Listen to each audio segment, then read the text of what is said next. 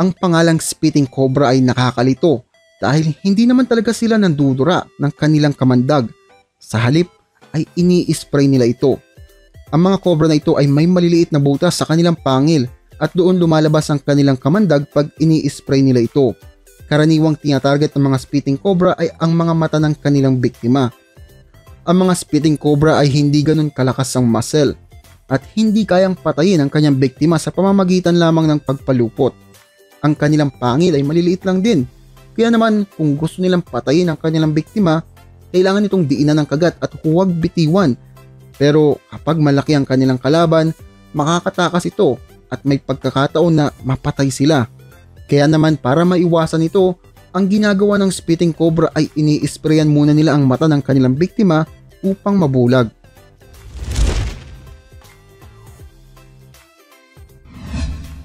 Mayroon silang kakayahan na mag-spray ng kanilang kamandag sa layong 6.6 feet at ang masaklap nito, kaya nila itong ulitin ng 40 beses sa maliit na panahon. Hindi sila nag-i-spray sa isang lugar lamang. Ayon sa pag-aaral, ang spitting cobra ay ini-spray ang kanilang kamandag sa hugis na geometrical oval shape. Ina-anticipate nila ang galaw ng kanilang biktima kaya oval shape ang pag-spray nila ay para din sa accuracy na kahit pumalaw ang biktima ay siguradong tatamaan nila ito.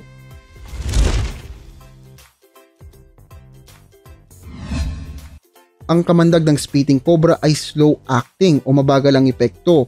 Pero kahit ganon, ang kanilang kamandag ay mayroong cytotoxin at neurotoxin na kayang sumira ng blood cells at mga tissues. Ang kamandag ng spitting cobra ay hindi ganong kalakas. Kaya naman kahit na ito ay may spray sa inyong balat, wala itong magiging problema. Puwera na lang kung na-spray ito sa sugat mo.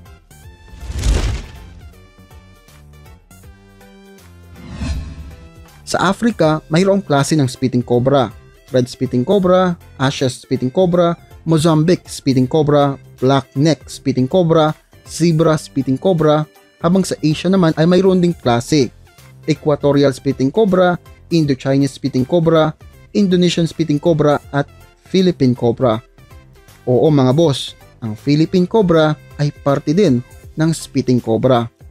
Ang pinakamalaking spitting cobra ay ang Ashes spitting cobra na kayang lumaki ng 6.5 feet.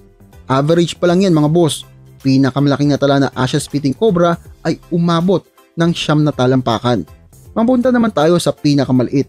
Ito ay ang Mozambique spitting cobra. Ito ay may haba lamang na 3 feet hanggang 5 feet. Ang pinakamakamandag naman na cobra sa pamilya ng mga spitting cobra ay walang iba kundi ang Philippine cobra. Hindi lang yan, ito din ang may hawak na pinakamakamandag sa buong pamilya ng mga cobras. Kaya nitong pumatay ng isang matandang tao sa loob lamang ng 30 minuto. Ang kamandag ng Philippine cobra ay purong neurotoxin.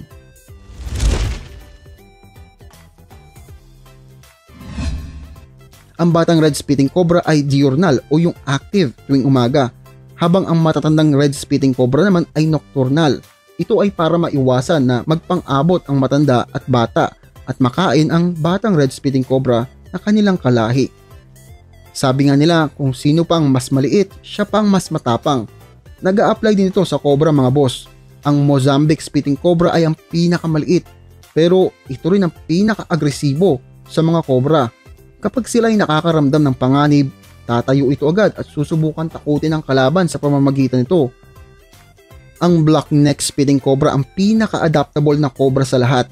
Pwede itong panggabi o pang-umaga, depende sa buwan. Ang Indo-Chinese spitting cobra ay may dalawang personalidad. Paggabi, matapang ito at agresibo. Haharapin kung sino man ang gagambala sa kanya. Subalit, pagdating sa umaga, tamad ito at tuwag. Pag kinumpronta ito, agad itong lalayo.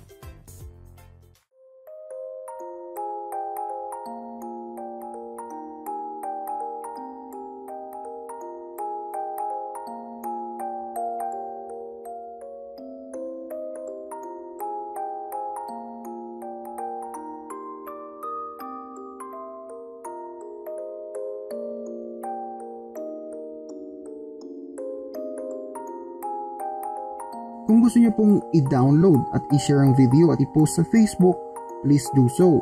Pero I would suggest po sana na have them check the channel out o ilink po ang YouTube channel na to.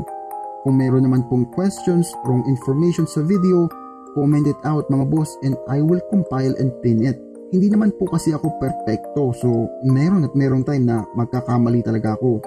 Sa mga may gustong i-topic, please see the request form po na nasa description. Minsan kasi nawawala na sa kawalan ng mga request kapag nasa comment section lang. Kaya naglagay po ako ng request form para mas malinis ang mga requested topics.